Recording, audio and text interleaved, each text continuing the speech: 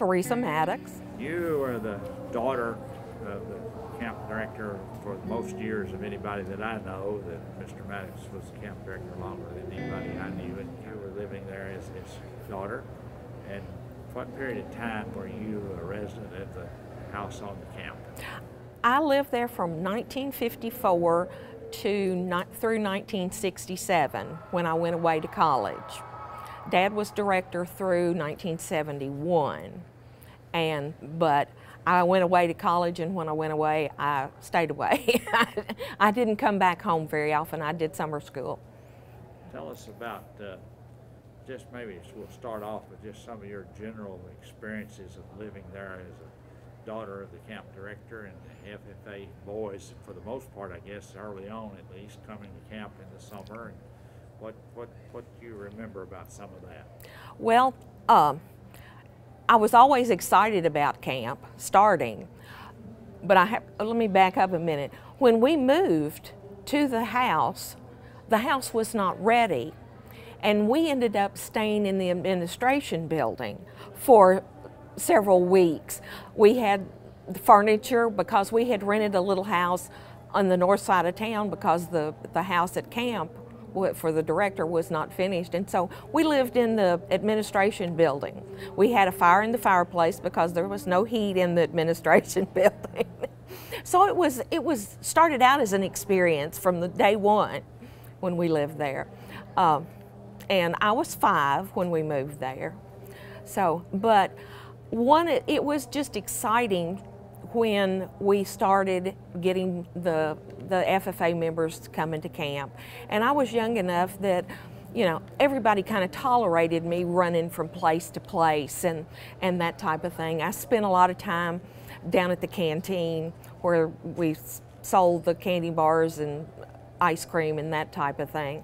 And so, you know, but as I got older, then my visits to the camp during FFA time was very limited because it was a boys' camp and I was a girl, and so Daddy was very, you know, strict about the rules. I could come to the office, I could go to the dining hall.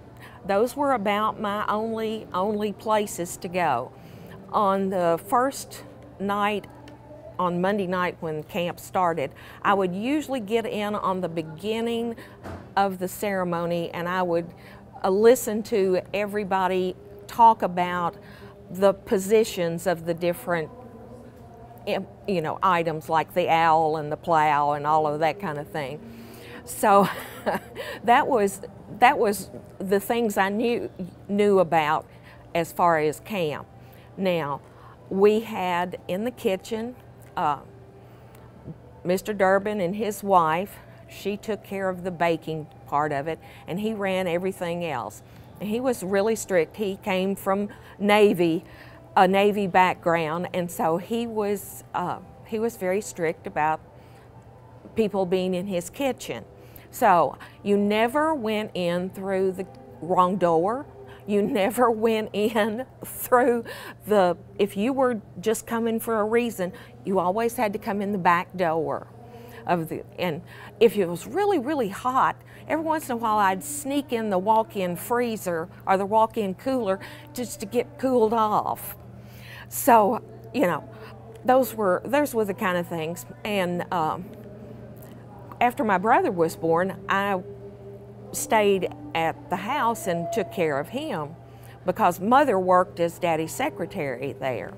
And so during the summer she worked every morning. She walked down to the camp, and then we would eat both lunch and dinner at the camp.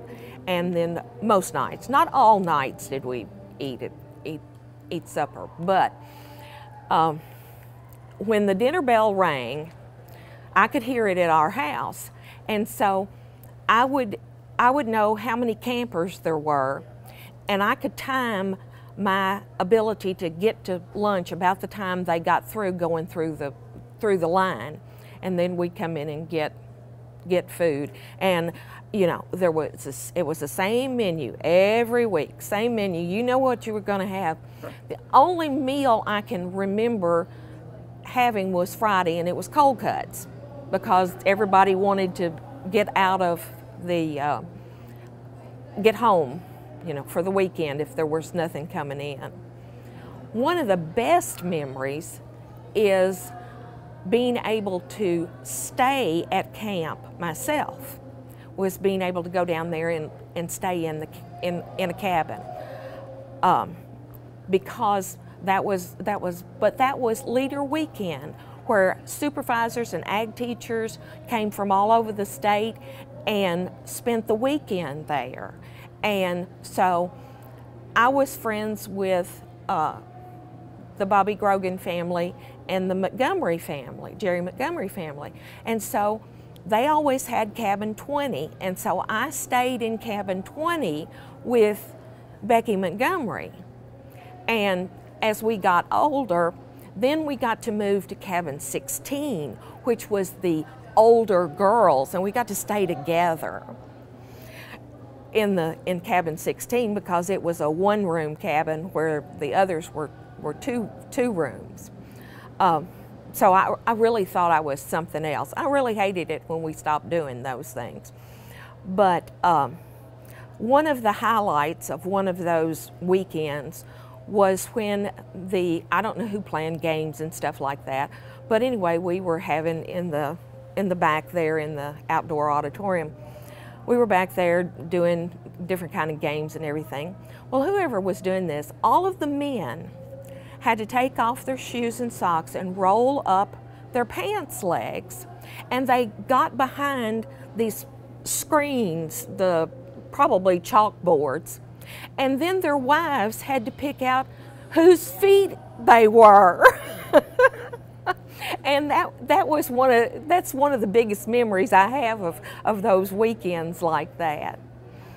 But talking about other things, the tar paper buildings is what we called them from the old CC camp, where there were still maybe one or two of those around when we first moved there.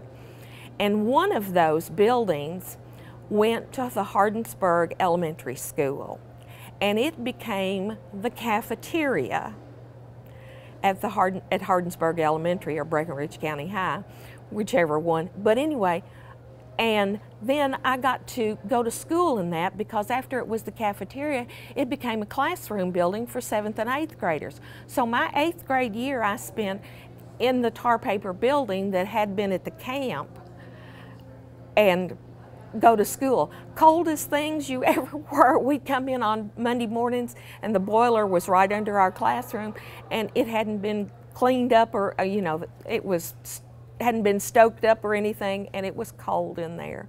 But see, those buildings lived on in something else.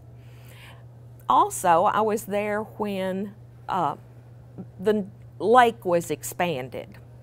It wasn't much until they expanded, but one of the things that is historical there, I don't know if you know, there's a plaque there at the spillway that goes under the road and everything. But there was a cabin on that property that when Abraham Lincoln and his family moved from Hodgensville to Illinois, then someone in that group was sick and they stayed in that little cabin down there. So, and of course the property that is across from the house had buildings on it, had houses on it, and those houses were taken down. But when I moved there were houses and there were people living there, because I've climbed cherry trees in some of those backyards of some of those houses. So there was all that land that had buildings in it.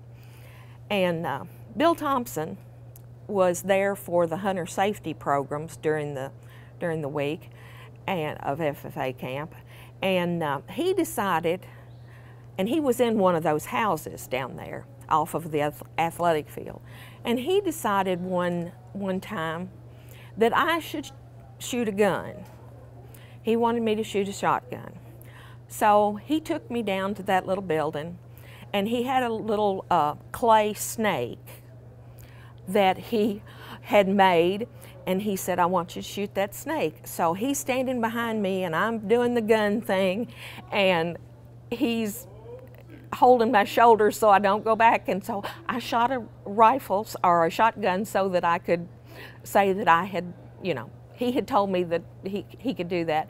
And I thought, boy, my daddy probably doesn't want me doing this, but it was a lot of fun. Well, I did a lot of things with Mr. Thompson that because he was also my 8th grade teacher. So, and my parents were friends with them. They lived there in Breckinridge County. What about Slim? He was kind of a legend with ag teachers. Yes. Do you have any dealings with Slim? Well, what's Slim's last name?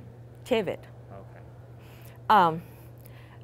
But now I stayed at their house when I first lived, when Mother first started working down there. I would stay with Mrs. Tivitt during the day when Mom was down there when we first moved down there, because I was a little young to stay by myself at 5, so didn't do much of that. But anyway, I stayed there. Slim never got in a hurry about doing anything, and Daddy, you know, Daddy couldn't make him go any faster. He just, you know, he was just his own person. And he'd come up and mow our yard. And one time I told Daddy, I said, let me mow the yard, let me mow the yard. And so one time he let me, I don't know what Slim was doing, but he let me mow the yard. I told him after I'd mowed it, I said, I'm not mowing again. I said, this is Slim's job, I'm not doing it.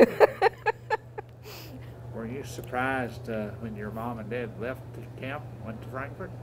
Did that surprise you, or were they ready for that kind of move? I think they were resigned to it. It was hard for them to leave, and I think that was Daddy's maybe second love. Daddy's first love was teaching, and he said every fall he felt like he ought to be getting ready to go back to teach. Now, I taught school for over 30 years. I don't have that problem. What was the major improvements that you saw in the camp while you were there that you remember that came about? Any particular thing? Well, one of the things that was really an asset for my mom, the barn, which was literally a barn, because at one time there was a pony that stayed in the barn and was in the field outside the barn. That's just where the current building, you know, that we're using for administration or what, you know, I'm not even sure what it is. But and then we had a dog. The dog was never, he was never friendly to me, so he had to go away. And he just moved to another farm, but but we never did have a whole lot of animals in the barn.